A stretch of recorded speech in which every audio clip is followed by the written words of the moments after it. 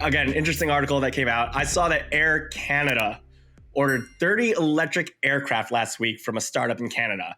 Right. Is this big news? We've talked about EVs before. Traditionally, when we say EVs, we're talking about cars. But is electric aircraft going to be the next big sector? Yeah, I don't think electric aircraft is the next big sector. I think hydrogen makes the most sense for aircraft because it's a heavy duty, long haul transportation medium. And I think hydrogen is best suited to serve that need.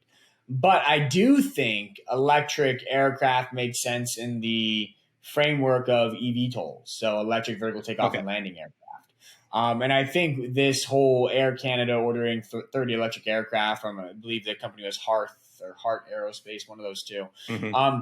The reason that is important is because I believe it underscores that eVTOLs are ready to have an impact on Wall Street and then have an impact on Main Street. So when we talk about that eVTOL megatrend, the whole idea is to have these flying taxis, so to speak, that are shuttling goods and people all across urban areas as this ideal mid-haul transport medium. Because you have to remember, when you think about the transportation world, there are fabulous short-haul options. I want to go to the grocery store. I'm going to get in my car and drive to the grocery store. I want to go to downtown. I'm going to get in my car and drive to downtown. I want to fly to New York, or I want to go to New York. I'm going to get in and go to the airport, get in a plane, and then go to New York. I want to go to, Hong Kong. I'm going to drive to the airport, get in a plane, and fly to Hong Kong. There are great short haul and great long haul transportation mediums. There are not great mid-haul, medium-haul transportation mediums. I live in San Diego. I want to go to Los Angeles. I could do a plane. That's absurdly expensive for a very short flight. And it's also going to take a while because it doesn't matter if you're flying to LA or New York. You still have to go through security and do the boarding and deplane and all that stuff. So is it really going to save me time? I don't think so. Not that much. And it's going to be more hassle. So that's a terrible option. Now I want to drive. Whew. Anybody who's listening to this, watching this, is driven from San Diego to LA on a Friday afternoon or a Monday afternoon, they know what I'm talking about. That will be a 3.5 hour drive. You will not move for large stretches of it, and it is miserable. By the end, you will be as cranky as you could be. It is no fun. So what do? I could take the coaster, the Amtrak. That's a 2.5 hour trip. So it's still quite long. I'm not really saving that much time, and it stops everywhere. So not really that great.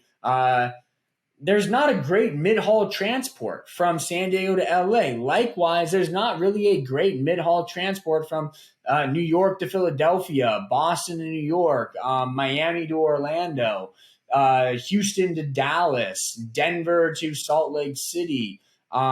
There aren't Salt Lake City to Portland. That's more of a flight, but there aren't great mid-haul transports. Or even, let's say you live in the suburbs of San Diego or the suburbs of New York and you want to get into the city. Sometimes driving into a congested city can be an hour and a half drive. It can be no fun. And you want to take the Uber, my gosh, that bill's going to run you. So there are not great mid-haul transportation options in the marketplace today. eVTOLs are going to be that. eVTOLs, so, I want to go to LA. I'm going to drive to a vertiport. I'm going to hop in this eVTOL. This eVTOL is going to fly me to a vertiport in LA, and then I'm going to get in my Uber and then go where I want to when I'm already in LA. It's going to be faster. It's going to be cheaper. It's going to be less hassle. So it's an optimized medium haul transportation medium. Same with New York to Boston. Same with Miami to Orlando, whatever it may be. Like, it makes a lot of sense to have that vertiport exist in cities, around cities. And they're going to launch those vertiports in 2024. So Joby Aviation, a leading player in this space, they have 4 years and maintain today they will start operations in 2024. That may seem like a long time away, but we're nearing the end of 2022. Before you know it, you're going to bat your eye, going to be New Year's party, and it's going to be 2023. Now we're in 2023. Now we're a year away. We're 12 months away from this breakthrough transportation medium that could revolutionize the way we travel. launching for the first time ever. Do you think Wall Street's going to get excited? Do you think some investors are going to buy into this hype story? Do you think Joby, Archer, Lilium, all these other players are going to start advertising more aggressively? United Airlines, they just bought, I think, another 300 eVTOL aircraft. You think they're going to start advertising for it? You're going to start seeing it everywhere in 2023. And that's when the hype cycle is going to start. That's when eVTOL stocks are going to soar. So when I hear Air Canada bought 30 electric aircraft, I don't think, oh my God, electric airplanes are the future. They're not. Hydrogen airplanes are the future. But what I do think is that this, for me, is evidence of why eVTOLs are going to have a massive 2023 and why eVTOL stocks could be some of the biggest winners next year. So I'm very bullish on those stocks as well for a 2023 breakout. It's kind of a sleeper mega trend. And I think it's about to wake up in a big way.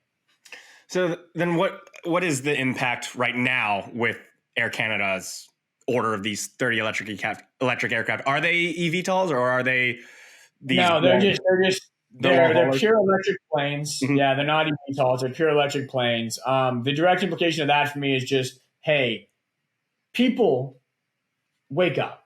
Okay. The transportation world is changing dramatically. And Air Canada is now looking at electric aircraft. Like, just sit with that for a bit. Yeah. That's pretty novel. That's pretty big. It's pretty. So this whole thing, like electric vehicles are overrated or that, we're going to go back to gas cars everywhere. That's not happening because we're looking at electric. I just told you that Mercedes-Benz released an electric long-haul delivery truck. So we're looking at electric trucks. We're looking at electric buses. We're looking at electric planes. We're looking at electric helicopters. Like this trend is proliferating, so rapidly that it's becoming unstoppable. The electrification, or actually more accurately, the decarbonization of transportation, because like I said, I think hydrogen is going to play a critical role in long-haul trucks and in aircraft and in ships and in stuff like that. So the hydrogenification and electrification of transportation is an unstoppable mega trend that is rapidly proliferating right now, and you need to be invested alongside it, not against it. Thanks for watching HGI Clips. For the full episode, head on over to our sister channel at Hypergrowth Investing by clicking the link in the description or listen to the podcast on any of your favorite streaming platforms.